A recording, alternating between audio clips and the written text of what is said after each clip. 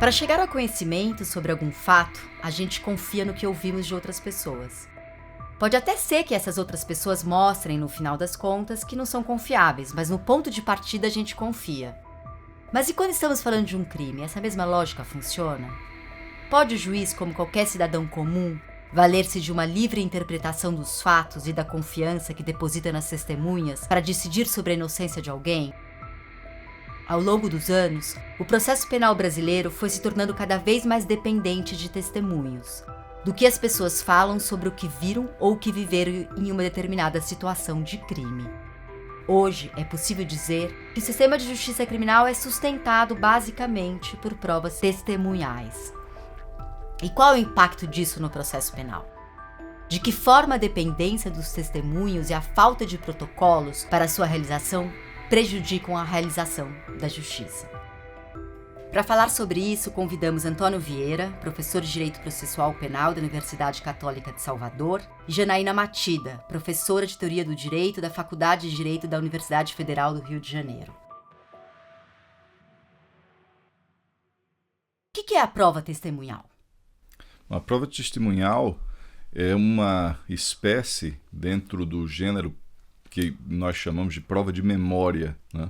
Em que alguém é chamado num processo judicial ou numa investigação criminal para dar aquilo que no popular nós chamamos de depoimento, mas que nada mais é do que uma declaração sobre o que essa pessoa tem conhecimento em relação a fatos, a questões que estejam em discussão naquela investigação ou naquele processo. Uma pessoa, naturalmente, que teve acesso a essa informação porque presenciou alguma cena, porque viveu alguma experiência, participou de eventos históricos que estão relacionados com aquele caso, ela é chamada ou numa delegacia de polícia, na fase de investigação criminal, ou no Ministério Público também, numa eventual fase de investigação, ou perante a justiça, diante de um juiz, na fase já de instrução de um processo criminal, e ela é instada a declarar sobre aqueles fatos em relação aos quais ela tem conhecimento, esperando o sistema de justiça que essa pessoa declare com sinceridade, até porque a regra é que essas pessoas declarem sobre o compromisso de dizer a verdade sobre o que elas souberem e o que lhes for perguntado, né? É importante também, assim, no que se refere à prova testemunhal, trazer um olhar de fora do olhar dogmático do processo penal, né? A gente chama no processo penal prova testemunhal o que um terceiro tem a falar sobre um evento. Então, o que ele viu ter acontecido, o que ele experienciou de um evento do qual ele não é vítima. Isso no processo penal. Mas na epistemologia, quando a gente recebe um relato, quando alguém vai fazer um relato, esse relato também pode ser da vítima. Então, a vítima ela também está contando, ela está trazendo conhecimento sobre um fato que é juridicamente relevante, né, que precisa ser resolvido, cuja determinação precisa ser resolvida para que as consequências jurídicas sejam adequadamente atribuídas no final do processo. Nas duas hipóteses, tanto a testemunha, esse terceiro que viu o que aconteceu ou que ouviu, que tem alguma percepção do fato, quanto a percepção da vítima, são memórias sensíveis e que precisam de ajustes para serem bem apreendidos pelo direito, pelo processo, pelo inquérito policial, né? Precisa ter cuidado realmente tanto com a memória da testemunha quanto com a memória da vítima. Vocês poderiam explicar em que momento o testemunho passa a fazer parte do processo? Bom, se for na fase da investigação criminal, né, e é importante dizer isso porque quando a gente fala da chamada persecução penal, que são o conjunto de todas as providências que o Estado toma quando se tem conhecimento da prática de um crime, desde a fase de apuração até a fase de julgamento, né, de processo e de julgamento. Então há dois momentos, né? Esse depoimento ele tanto pode ser colhido na fase de investigação criminal. No Brasil, o standard, o padrão dessa investigação é feito através de um inquérito policial, que é conduzido pela polícia, embora não seja um modelo exclusivo de investigação criminal. Existem outros modelos, conquanto esse seja de fato mais comum. E também em juízo, na fase subsequente já da persecução penal, quando já se tem um processo criminal em andamento, essa testemunha declara já diante de um juiz, mais uma vez sempre nos casos previstos em lei, sob o compromisso legal de dizer a verdade sobre o que ela souber, o que lhe for perguntado, E a partir do momento que esse depoimento é prestado e ele é registrado no Brasil, na fase de inquérito, via de regra, através de um termo, né? Esse documento ele é digitado, impresso e depois ele é assinado. Em juízo, hoje já, embora dividido um pouco a depender do funcionamento de cada vara criminal especificamente, mas a regra já é que esse registro seja feito em gravação audiovisual. A partir do momento em que esse depoimento é prestado e que isso é incorporado ou aos autos da investigação ou do processo, ele passa a fazer parte do acervo, do conjunto de elementos de informação daquela investigação ou daquele processo. Vocês trouxeram essa questão em relação a como essa prova ela é recepcionada pelos juízes e pelo judiciário. Poderiam trazer um pouco considerações de qual que é o peso que a prova testemunhal tem no Brasil? Enorme, né? Esse relato, essa memória que é trazida do evento que se está investigando, que se quer determinar a ocorrência, é justamente através da memória, da prova testemunhal, que esse evento é fixado. E isso é muito problemático. Por quê? Porque extrair a memória não é algo que se faz sem complexidades. A memória, como a gente tem visto através de estudos da psicologia cognitiva experimental, ela funciona muito mais como um verbete de Wikipedia, em que vários autores podem intervir nesse conteúdo em diversos momentos, né, do que uma máquina fotográfica. Outro dia eu vi uma propaganda, né, de publicidade em que falava: o importante é viver coisas boas e guardá-las para sempre na memória. Esse guardar para sempre na memória, ele é muito romântico e é gostoso da gente pensar que o que a gente viveu está sempre guardado conosco, mas não está sempre guardado, ainda que fique guardado conosco, e eu tenho minhas dúvidas porque há o fenômeno do esquecimento também, que é algo comum no funcionamento do cérebro, né, da memória, mas para além do esquecimento, há a modificação realmente do conjunto dos fatos que a gente vive. Por quê? Porque vai passando o tempo e a gente vai reformando, a gente vai ganhando inputs da realidade e com esses inputs, os fatos que a gente guarda na nossa memória também vão se modificando, né? E essa modificação de fatos na nossa memória pode dar origem a erros honestos. Em que sentido? Quando alguém é perguntado sobre quais foram os fatos que ocorreram naquele dia tal, naquela hora tal, a pessoa pode estar honestamente querendo contribuir para a determinação dos fatos, da realidade, e mesmo assim oferecer uma declaração que não se corresponde, uma declaração que é falsa, porém honesta. É uma declaração honesta, porque ela está relatando algo que ela tem na memória dela, mas é algo que ela tem na memória dela e que não se corresponde à realidade. O problema das falsas memórias não é adequadamente enfrentado pelo nosso sistema de justiça criminal, pelo processo penal e pelo sistema de justiça criminal. Nós tratamos, sim, do fenômeno da mentira, portanto, o fenômeno da deliberada vontade de faltar com a verdade, né, de enganar, produzir deliberadamente um erro de persuasão no julgador. Mas nós não tratamos do erro honesto, daquela pessoa que quer contribuir com a verdade, mas lhe falta a ela mesma a verdade dos fatos. Então, é muito perigoso o cenário em que a gente está, em que a gente observa uma extrema, uma excessiva, uma desmesurada confiança do judiciário, do juiz penal, nas próprias capacidades de detectar mentira e falsidade. Eles acham que, de frente com a testemunha, eles vão saber detectar a mentira, como se esse fosse o principal problema, né?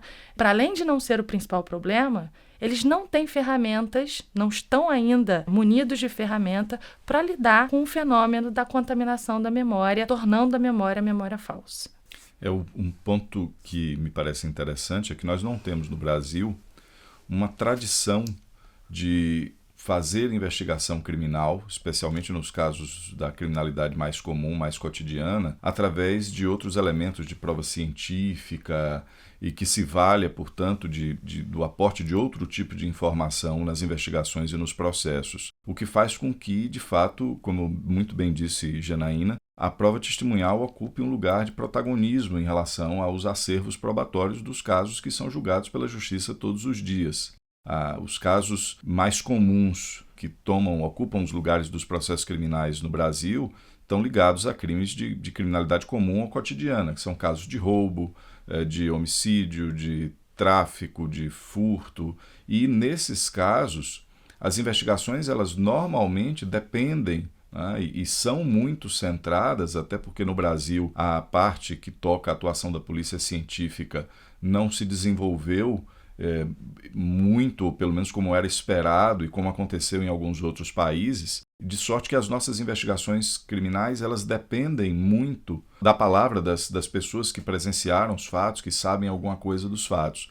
E durante muitos anos nós temos um sistema de justiça que ainda não sofreu reformas mais profundas, né? Mesmo depois do término da ditadura. Nós temos ainda um Código de Processo Penal que data de 1941, que é ainda um código do Estado Novo, e o nosso modelo de investigação, que foi construído lá atrás na década de 40, é basicamente o modelo que subsiste e sobrevive até hoje no cotidiano do funcionamento da justiça criminal. Então, se depende muito da prova testemunhal, e o que lamentavelmente acontece é que, como nós não desenvolvemos outras áreas de investigação, outras expertises de investigação, os nossos juízes, né, os operadores do sistema de justiça em geral, né, isso vai desde investigadores, delegados de polícia, advogados, defensores, promotores e juízes, eles confiam muito na prova de memória, na prova testemunhal. Então, a atitude do sistema de justiça em relação à prova testemunhal é sempre uma atitude, às vezes, de uma exagerada credulidade, né? Ou no extremo oposto, né, de entender que quando algo não bate, quando alguma informação parece estar desconexa com o contexto dos fatos, de que há uma deliberada intenção de mentir. E, em verdade, entre esses dois extremos, né, entre a verdade como correspondência em relação ao que aconteceu no mundo, e o outro extremo, que é a mentira deliberada, há um espaço imenso, né, que hoje é muito bem explorado por áreas do conhecimento, como a própria psicologia da memória, a psicologia do testemunho, aonde estão, inclusive, esses erros honestos, essas falsas recordações, em que muitas vezes a pessoa faz um relato em que ela tem a compreensão de que o que ela está dizendo é o que ela efetivamente sabe, é a experiência que ela viveu, ela reproduz isso com exatidão, mas ela está enganada em alguma das fases, ou de codificação, ou houve algum tipo de distorção na fase de retenção da memória, ou até no momento de recuperação, né? E o que Janaína falava é muito importante, porque muitas vezes a forma como esta prova ela é colhida, a forma como a memória das pessoas é estimulada para que elas possam produzir informação relevante para ser trazida para as investigações, para os processos, contribui efetivamente para essa deterioração. Então, a maneira como as perguntas são feitas pode ter um alto potencial de sugestionamento em relação à forma como as respostas vão ser dadas, e, obviamente, isso tudo acabar gerando uma certa corrupção dessa memória, um distanciamento dessa memória em relação ao que de fato se passou em realidade. E aí, levando em consideração todos esses aspectos de como esses testemunhos são colhidos, ou essa palavra é ouvida, o reconhecimento é feito, nós temos procedimentos previstos em lei para colhida desse tipo de prova? A rigor, não. Nossos operadores que atuam no dia a dia do sistema de justiça, eles não são capacitados para isso. Nós temos formação jurídica, passamos por uma faculdade de direito em que esses temas não são estudados. Esse é um outro problema grave, porque até bem pouco tempo, em especial aqui no Brasil, quando se ia discutir questões relacionadas à prova judicial, as discussões eram exclusivamente pautadas em temas jurídicos, né? E muitas vezes, inclusive, uma discussão que se atinha ao que diz o Código de Processo Penal. Quando hoje em dia já se sabe que questões dessa natureza, dessa complexidade, elas precisam, assim, essencialmente se nutrir de aportes de outras áreas do conhecimento, como a epistemologia, como a neurociência, como a psicologia da memória e do testemunho, né, para que a gente possa compreender esse fenômeno na sua correta dimensão. E a forma como nós aprendemos sobre essas coisas, ela não é instrutiva em relação a fazer com que a gente lide com esse tipo de informação de uma maneira adequada. Ninguém nunca ensinou a um investigador de polícia, a um delegado de polícia, a um promotor, a um advogado, a um juiz de direito, como é que ele deve se comportar, qual é a maneira correta de se comportar diante de uma testemunha ou de uma vítima, com o objetivo de poder dela extrair a informação com o menor nível de distorção possível. E isso não se aprende nas faculdades de direito, nas escolas judiciais, nos centros de formação, de aperfeiçoamento. O fato é que os profissionais acabam lidando com isso de uma maneira que tende a ser muito intuitiva, mas que não necessariamente está correta. Então são práticas que se repetem durante muitos anos, né? De vez em quando nós ouvimos as pessoas dizendo: olha, mas eu faço isso dessa forma, tem 20 anos e faço desse jeito e me esforço para fazer da melhor maneira possível, mas isso não significa necessariamente que se esteja fazendo da maneira correta. Como o Antônio falou, o código é da década de 40, num outro momento tecnológico e científico. Faz parte de um outro momento. Então, se a gente olha para o artigo 226 do Código de Processo Penal, que fala sobre o reconhecimento pessoal, ele reflete uma preocupação do legislador de 40. Não é possível que, hoje em dia, tenhamos que trabalhar com aqueles requisitos, com aquelas exigências que eram suficientes à regularidade do procedimento em 40. Esse é um ponto. Se a gente olha para o 226 do Código de Processo Penal, aquele é um artigo defasado do ponto de vista de busca da verdade. Ele não é capaz de entregar resultados confiáveis. Mas, para além disso, a gente se encontra num momento tão ruim do ponto de vista de estar preocupado, de poder dizer o que aconteceu no mundo real importa para o direito. Estamos num momento tão difícil que sequer o artigo 226 é satisfeito, é cumprido nas suas exigências. Por quê? O artigo 226 já foi declarado pelo STJ, entendimento número 106 no ano passado, como de caráter meramente recomendatório. Então, hoje em dia, reconhecimento de pessoa pode ser feito do jeito que responsável por ele achar mais confiável.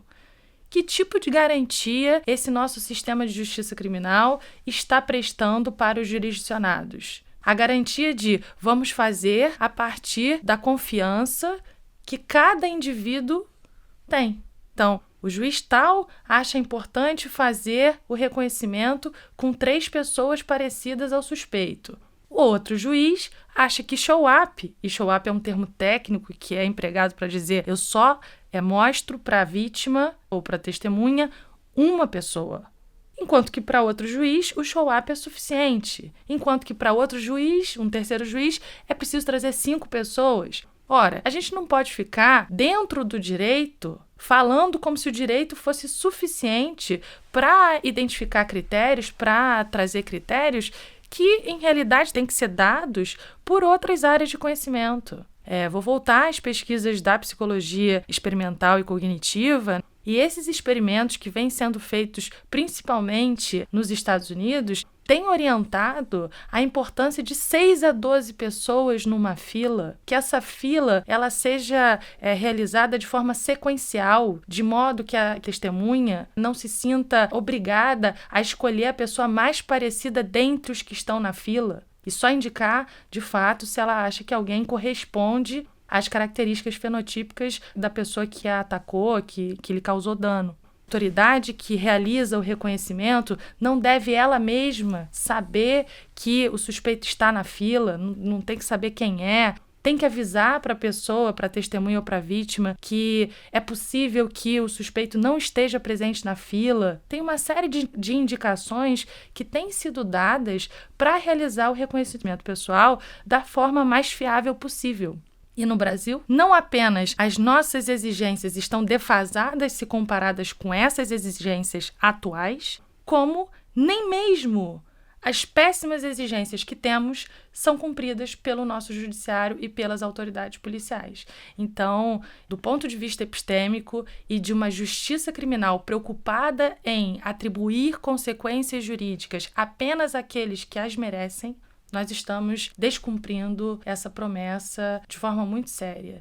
E isso sem atingir o grau de confiança do judiciário e das autoridades policiais, né? Falando pelos juízes, eles têm visto que eles têm confiança de que eles estão fazendo da melhor forma possível e essa melhor forma possível é suficiente. E o que nós precisamos dizer para eles é que não é.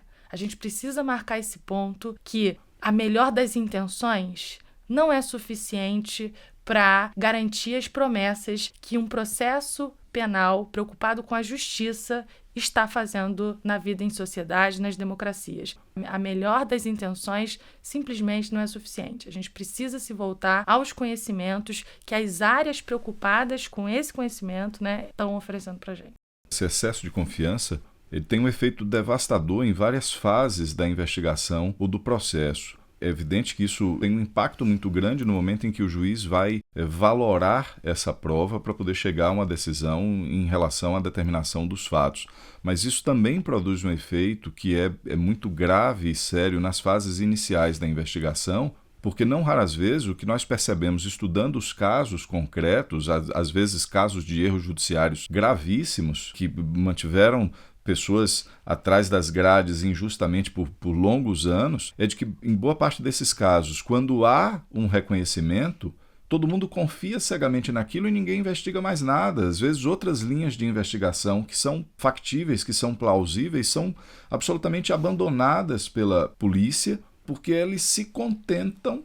E tem também uma experiência de casos anteriores que favorece isso, porque também, via de regra, o Ministério Público se contenta e o próprio Poder Judiciário se contenta com a prova de reconhecimento. O que é muito sério é que também ninguém aprofunda como é que esse reconhecimento foi feito. Então isso é aportado ao processo e é, via de regra, levado em consideração no processo de uma maneira muito superficial, em que fundamentalmente se diz: houve reconhecimento ou não houve reconhecimento? Isto é, o suspeito foi reconhecido pela vítima ou por uma testemunha ou não foi? Se a resposta for positiva, se tiver havido um reconhecimento positivo, ninguém, em regra, se ocupa de saber como é que aquele reconhecimento foi feito, qual foi a metodologia que foi empregada, quanto tempo decorreu desde que a vítima ou a testemunha teve o contato visual com o suspeito e o momento em que aquele reconhecimento está sendo feito, porque hoje já há uma série de estudos que indicam que há vários fatores que podem interferir no grau de precisão, né, de acurácia desse tipo de prova.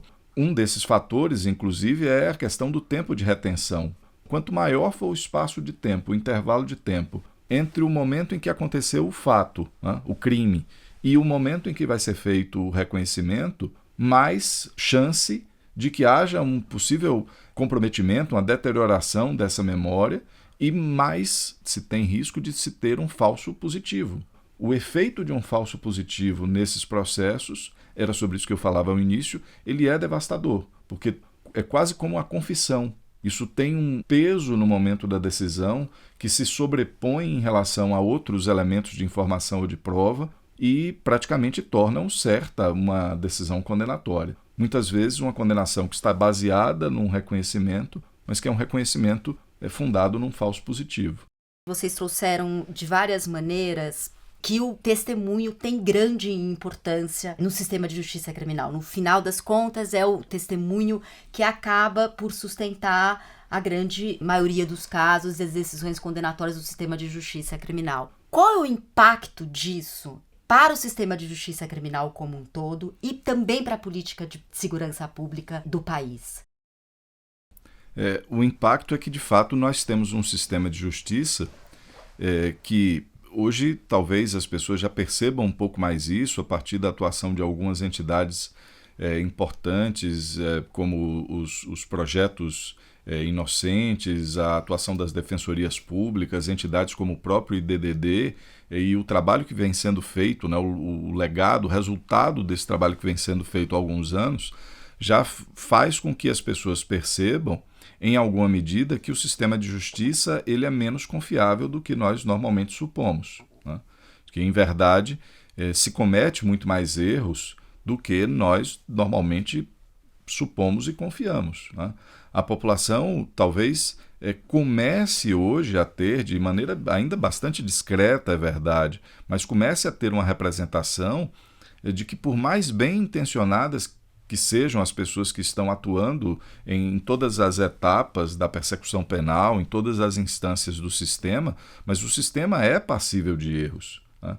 E alguns desses erros, eles têm, evidentemente, consequências desastrosas na vida de pessoas que são muitas vezes encarceradas, passam longos anos na prisão e depois, quando tem inclusive a sua inocência verificada, quando é reconhecido que houve ali um erro judicial, muitas vezes há uma dificuldade enorme, inclusive, para que os estados as indenizem, né? Então não há sequer reparação desses danos. Cada uma dessas condenações errôneas, cada uma dessas prisões injustas, ela tem um efeito assim, de abalar efetivamente a legitimidade do sistema, né?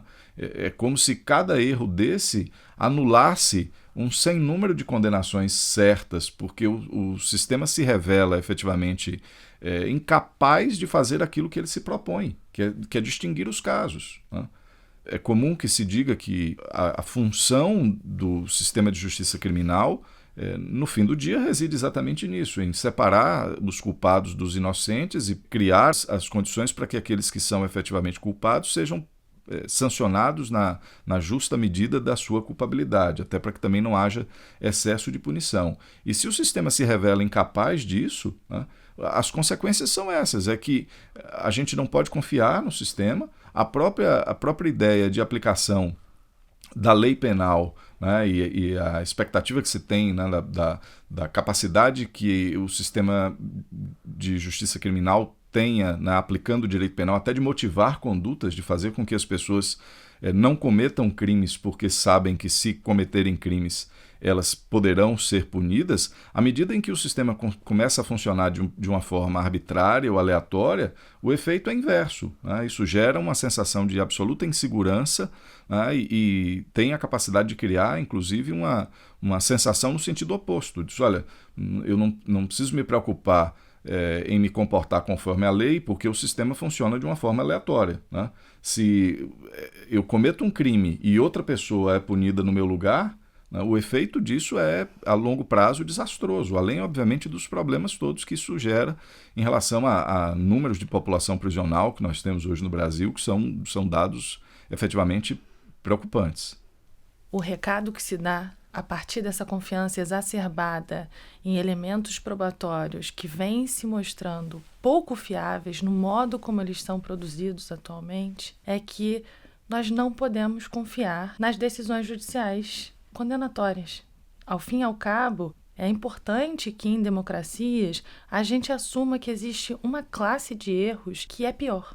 A condenação de inocentes é pior do que a absolvição de culpados. Agora, é importante também ressaltar que um tipo de erro, se a gente assume esse tipo de erro, e se a gente está disposto a não evitar esse tipo de erro, que é a condenação de inocentes, nós estamos, na mesma medida, dispostos a continuar cometendo a outra classe de erros, que é absolver culpados, deixar culpados soltos, melhor dizendo. Cada vez que a gente condena um inocente, a gente deixou o culpado solto.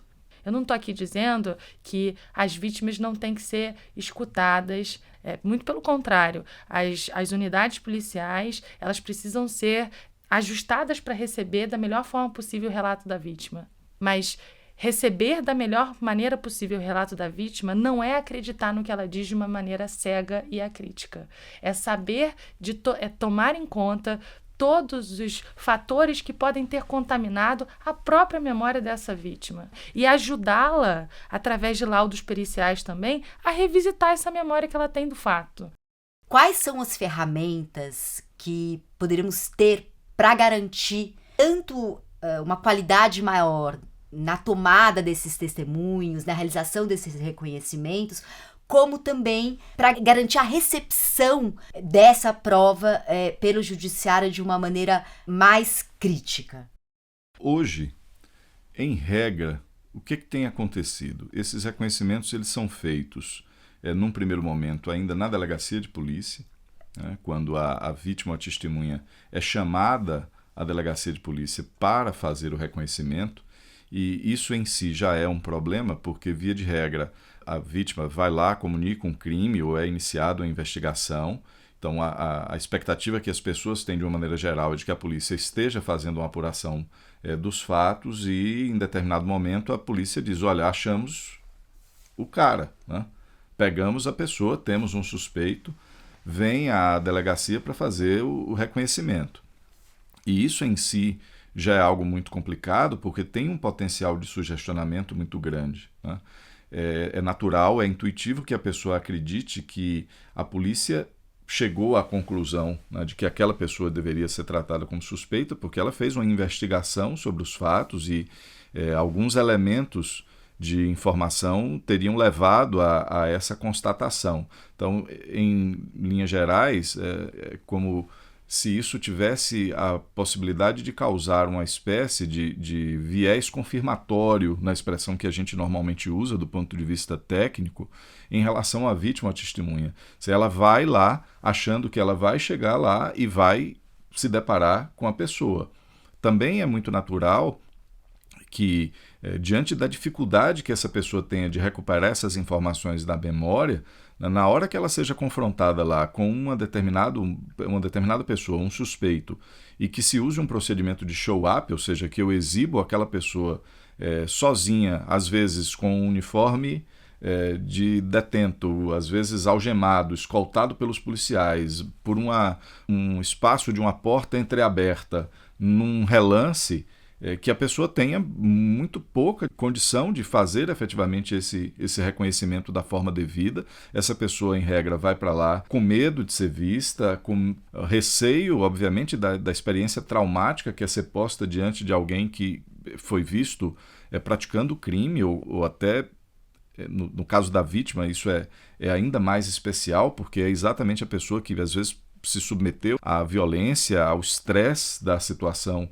do evento criminoso, e ela então é instada a fazer esse reconhecimento. Algumas vezes, antes desse momento, essa pessoa ela teve contato com alguma fotografia do suspeito. Hoje já é corrente que se diga, inclusive, que esse tipo de prova, na prova de reconhecimento, ela é uma variação da prova testemunhal, ela é um desdobramento da prova testemunhal, mas ela seria uma espécie de procedimento probatório irrepetível. Eu não posso fazer isso várias vezes, porque cada vez que eu faço, eu tenho mais risco de distorcer, de corromper a memória. Então, se eu mostro uma fotografia de uma pessoa que a polícia reputa como sendo a suspeita para testemunha, eu já posso estar aí interferindo na memória daquela vítima, daquela testemunha, em relação à memória que ela tem do dia do evento. Se eu depois coloco a pessoa diante dela sozinha, há uma chance, inclusive, de que a pessoa seja reconhecida, de que eu tenha um falso positivo, não porque ela está identificando a pessoa que ela viu no dia do crime, mas porque ela está identificando que aquela pessoa que está sendo mostrada a ela ao vivo na delegacia é a mesma pessoa da fotografia. E não raro, é natural até, que o grau de certeza que essa vítima ou que essa testemunha manifesta em relação ao reconhecimento vá aumentando. É o fenômeno da maleabilidade da confiança, e que ele existe mesmo. E aí é muito complicado chegar ao artigo 155 do Código de Processo Penal, que diz que as provas precisam ser produzidas por contraditório. A condenação, a decisão judicial, ela só será fundamentada se fundada em provas produzidas em contraditório, na instrução. E aí a gente achar que está tudo bem com a prova testemunhal, seja na sua forma de prova testemunhal, né? Seja no reconhecimento de pessoa, em que a gente leva aquela pessoa para a sala de audiência, aquela pessoa é mostrada para a vítima e a vítima diz: é ele, eu tenho certeza. É irrepetível a identificação. E por que é irrepetível a identificação? Porque quando a gente repete, esse resultado não é confiável. Porque eu posso dizer, eu reconheço essa pessoa, mas pode ser que esteja reconhecendo a pessoa que me foi mostrada na delegacia. Como o Antônio disse, a fotografia pode ser da pessoa que eu estou vendo na delegacia e não da pessoa que participou do evento criminoso. Então, esse regime de nulidades relativas, né, que o Código de Processo Penal traz para a gente, que a jurisprudência vem reforçando, né, que não tem nenhum problema em reconhecimento que seja por fotografia antes, qualquer que seja a fotografia, inclusive, do jeito que as coisas estão sendo feitas, né, porque vai chegar ao artigo 155 e, por força dele, tudo vai ser repetido em audiência. Ser repetido em audiência não é suficiente para trazer credibilidade para o resultado daquela prova. Por quê? Porque se trata justamente de elementos probatórios que são irrepetíveis. O juiz fazer perguntas para a testemunha e ter ali o conteúdo da fala dessa testemunha não é suficiente para trazer credibilidade para a fala dela. Por quê? Porque a fala dela já foi feita num primeiro momento e perto do evento criminoso, na delegacia. E na delegacia não foram observados protocolos que, do ponto de vista da epistemologia, da psicologia do testemunho, deveriam ter sido observados. Por exemplo, como é que a gente ouve uma testemunha ou uma vítima? Deveria ouvir, melhor dizendo, como a gente deveria ouvir para extrair a verdade dela, através do que a gente chama de uma entrevista cognitiva.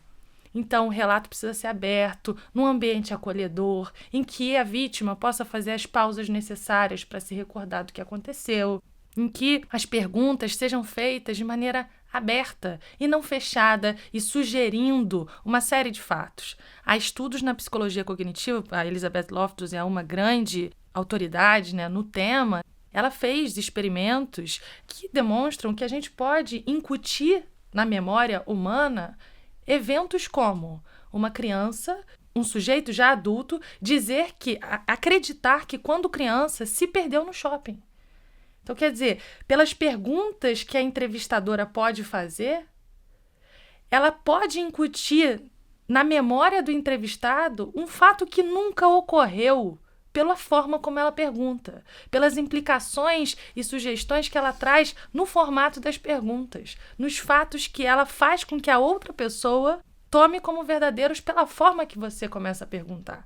Então, se a nossa autoridade policial não está preparada, capacitada para extrair, recuperar a memória do fato criminoso, não adianta que, depois que ela já contaminou pela forma como ela pergunta para a vítima, trazer a vítima a juízo e dizer: agora eu vou te refazer as perguntas, e eu vou fazer as perguntas de uma forma muito mais cuidadosa do que as perguntas foram feitas pela autoridade policial. Não adianta, porque o leite já está derramado. A autoridade policial já atuou, e eu não estou dizendo que a autoridade policial o faz de má fé. Não faz de má fé, né? Não necessariamente faz de má fé. Eu quero extrair a verdade da melhor forma possível.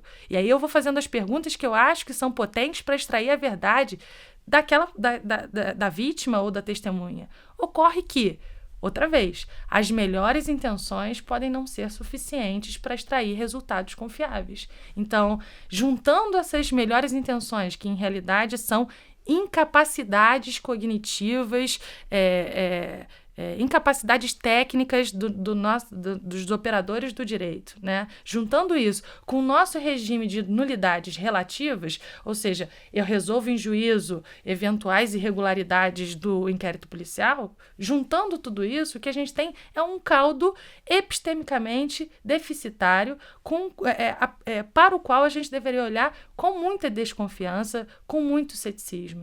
A gente está num lugar, agora num momento, em que a gente precisa reformar o nosso sistema de justiça criminal a partir de protocolos, de formalidades que devem ser observadas tanto na fase de inquérito, de produção dessas provas, né, quanto na fase processual, no que se refere à admissibilidade das provas que foram produzidas, né, e valoração dessas provas que foram produzidas. Porque, do contrário, nós não estaremos autorizados a afirmar, como estamos afirmando, né, que o nosso sistema de justiça criminal está preocupado com condenar apenas se toda e qualquer dúvida razoável tiver sido superada. Esse grau de exigência elevado que outros sistemas jurídicos dizem que estão adotando, né, é importante. Sim, né? O que um estándar de prova promete? Um estándar de prova, ele é esse grau de suficiência, um patamar que as provas precisam alcançar para que a gente diga, né? Essa hipótese fática, a hipótese fática trazida pela acusação, ela é suficiente, ela pode ser tida como verdadeira. E daí podem ser extraídas as consequências jurídicas, a sanção penal. Então, dizer que temos um estándar de prova elevado é dizer, olha, nós garantimos verdade à proposição fática acusatória, com um nível de exigência muito alto. Então, eu venci todas as dúvidas razoáveis e por isso eu estou condenando. Eu estou superando um grau de exigência elevado. Esse tipo de afirmação tem sido feito pelo nosso judiciário. de que ele está superando graus de exigência elevados. Ocorre que é incompatível a gente fazer essa afirmação ou escutar deles essa afirmação se a gente compara essa afirmação com o modo como as provas têm sido produzidas e valoradas. Porque se não é confiável o modo de produção e de valoração das provas, como que eu posso dizer que eu estou alcançando graus de exigência elevados? Não estamos. Então, se queremos passar a afirmar justificadamente que estamos observando graus de exigência elevados para condenar, ou seja, estamos condenando a longo prazo pessoas que provavelmente são culpadas, então, para que isso possa ser afirmado justificadamente, responsavelmente, a gente precisa ajustar as nossas práticas. E para ajustar essas práticas, a gente precisa de protocolos seriamente observados. Para a fase policial, como é que acontece o reconhecimento de pessoa? Pode por fotografia? Diz o STJ que pode. Tudo bem. A epistemologia também vai dizer que pode. Mas não é qualquer fotografia de qualquer modo. Você não pode pegar uma fotografia de Facebook e mostrar para a vítima e falar, é ele, né? Não pode. Você tem que mostrar fotografias todas coloridas, com a mesma profundidade de todas as pessoas que vão ser mostradas. Nem a fotografia pode ser por show-up, então você também tem que criar uma linha, uma fila de alternativas possíveis para que a vítima escolha, ou a testemunha, selecione quem parece ser o suspeito. Esses são alguns dos conselhos epistêmicos que existem para dotar de fiabilidade, de confiabilidade, de credibilidade o resultado. Acho que isso é importante também. No contexto brasileiro, isso ganha relevância extrema, porque crimes como furto, roubo, tráfico de drogas, são crimes cuja prova, que surte efeito para a condenação, o fundamento da condenação, via de regra, é prova testemunhal e reconhecimento de pessoa. Então, se eu vou condenar por tráfico no Brasil, eu faço isso principalmente através de prova testemunhal e de reconhecimento de pessoa. Como, então, a massa carcerária nossa é das pessoas que são tidas como traficantes. Só que eu estou dizendo, a gente está mostrando através desses estudos que as provas são colhidas, produzidas de forma não confiável. Então, será que essas pessoas que estão sendo condenadas por tráfico de fato são traficantes? Será que a gente pode confiar no testemunho do policial como sendo suficiente para condenar?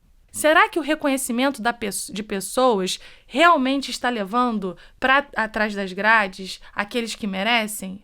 Só para falar de um dos fatores que podem contaminar a prova de reconhecimento de pessoa. Um dos fatores que dificulta a identificação é a diferença étnica entre a testemunha ou vítima e o suposto culpado, o culpado. Se existe uma diferença étnica, aquele que vai identificar vai encontrar mais dificuldades do que ele encontraria se ele fosse identificar alguém da sua mesma etnia. Por quê? Porque nós estamos mais acostumados a reconhecer traços, morfológicos que nós vemos na nossa própria etnia. No Brasil, um país extremamente miscigenado, em que a gente tem uma população negra bastante grande, principalmente nesses crimes de tráfico de drogas, de roubo, enfim. O reconhecimento de pessoas vem sendo usado como a prova.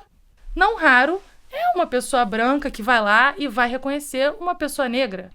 Aonde está essa confiabilidade toda do resultado? A gente realmente precisa olhar para isso e trazer, para além do reconhecimento de pessoa, outros elementos que corroborem o que o relato daquela vítima está trazendo. Não podemos nos ater à palavra da vítima, à palavra da testemunha. É muito importante trazer essa lição da epistemologia. A alegação de fato não se confunde com o fato. E dizer que algo aconteceu não é o mesmo que esse algo ter acontecido. Então, o direito ele precisa costurar essa passagem entre descrição de fato. E fazemos isso através de provas que se mostrem confiáveis. Vocês trouxeram a questão da dificuldade do reconhecimento interracial. Mas, além disso, a gente vive num país que é marcado por um racismo estrutural. Isso também não é um componente que acaba, de alguma forma, por contaminar esse reconhecimento e esse testemunho? Sem dúvida, isso é um elemento que agrava bastante essa situação, né, e que se soma a todos os problemas epistêmicos que incidem numa camada anterior. E aí é preciso dizer, mesmo que a gente estivesse num mundo ideal, tratando de uma situação de uma sociedade que não tivesse nenhum tipo de influência por conta de preconceito, de discriminação racial, esse problema ainda existiria, porque isso diz respeito a uma maior dificuldade que nós temos de fazer a distinção de um rosto para outro, considerando aspectos de traços fisionômicos, a partir de pessoas de raças distintas. Então, isso é um ingrediente que, mesmo desprezando hipoteticamente a questão de um racismo estrutural, isso se manifestaria. Quando você acrescenta o ingrediente do racismo estrutural, isso só potencializa ainda mais os riscos de erro.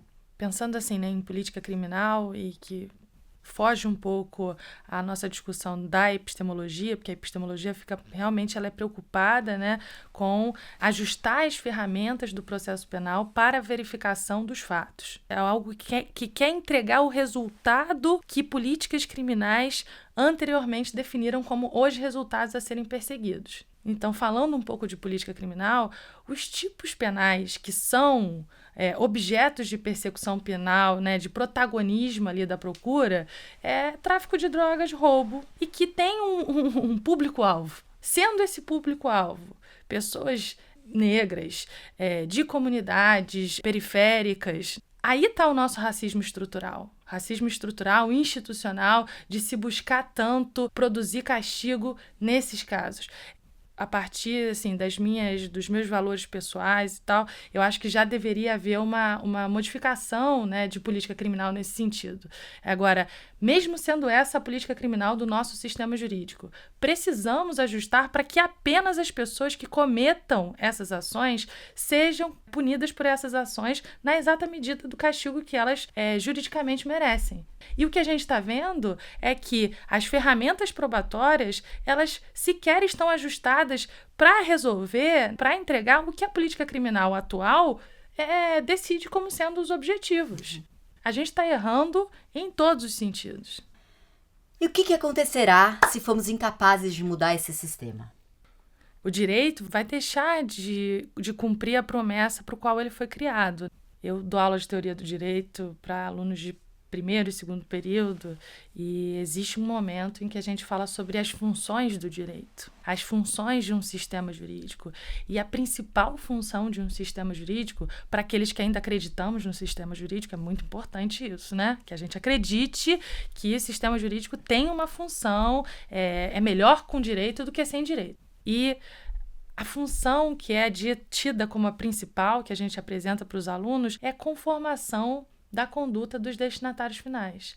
É fazer com que o direito continue a funcionar como uma razão para o nosso atuar. Eu atuo conforme o direito determina que eu deva atuar. O direito ele não pretende ser uma repetição das razões morais, pura e simplesmente. O direito ele vai além, ele quer oferecer inclusive razões institucionais, mesmo que as minhas razões morais me mandassem para outro lado, né, para eu cometer outras condutas, o direito me manda isso e eu vou fazer o que o direito quer de mim. Por que eu faço o que o direito quer de mim quando o direito funciona como uma razão para atuar? Porque eu quero evitar as consequências negativas que o direito pode me trazer. E no caso, na hipótese de que os sistemas jurídicos passem a, aleatoriamente, atribuir consequências jurídicas aos seus jurisdicionados, aos destinatários finais das normas, o resultado disso é que a gente não tem mais nenhuma razão para observar o que a norma jurídica quer de nós, o que o direito quer de nós. Se, com o meu comportamento, eu não consigo evitar punição, eu não consigo evitar que a consequência danosa venha para a minha esfera de interesse, eu vou fazer o que eu bem entender. E quando numa sociedade cada um faz o que bem entende, sem olhar para o que é bom para o todo, a gente entra num sistema de caos. É um cenário horrível e que a gente precisa evitar aos custos a partir, né, do auxílio de outras áreas do conhecimento. Costumo dizer para os meus alunos que o direito não pode mais estar num trono. Ele precisa se ver com outras ciências, com outros saberes e dar a mão para esses outros saberes também.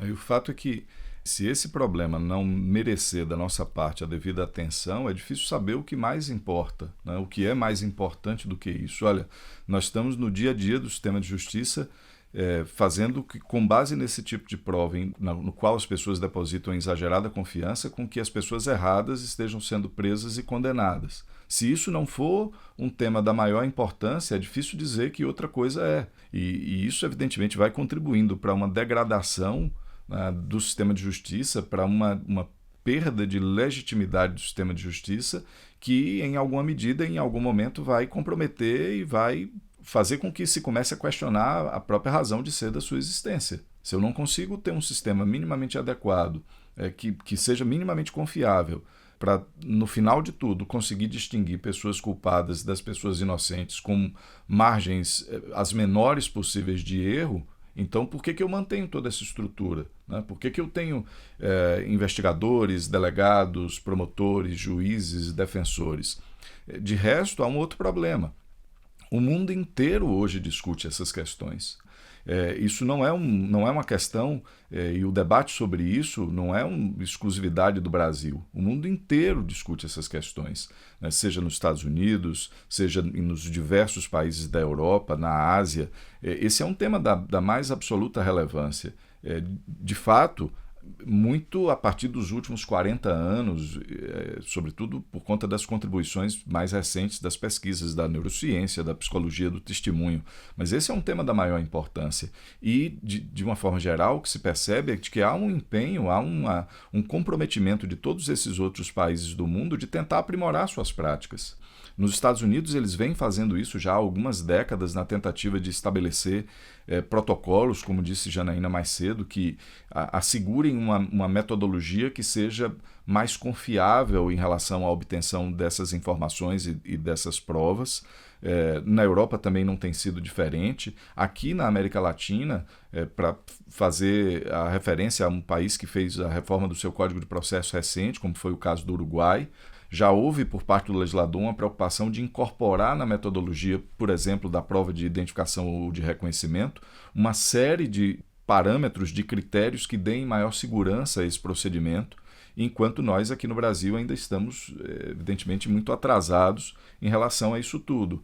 Se nós não nos detivermos sobre esse tema, o que também vai acontecer é de que o Brasil vai ficar isolado do resto do mundo como sendo o país ainda resistente, né, em que nós continuamos lançando mão de uma metodologia ainda sumamente inquisitória, né, ultrapassada, com a justiça não confiável, o que obviamente interfere nas relações humanas, nas relações que a própria confiança das pessoas podem depositar nos estados, sem prejuízo, obviamente, da possibilidade de responsabilização internacional do Brasil perante organismos internacionais, perante tribunais internacionais, exatamente pela falta de empenho, né, de adequação dos seus procedimentos, da sua legislação interna a essas questões.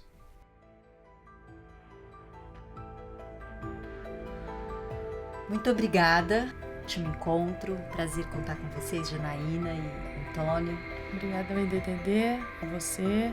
Tem sido uma experiência muito, muito frutífera perceber que a gente pode juntar esforços da academia, do terceiro setor e das instituições, né, para ver uma prestação jurisdicional mais comprometida com a justiça. Eu também agradeço, Marina, Janaína, foi um prazer bater esse papo aqui com vocês.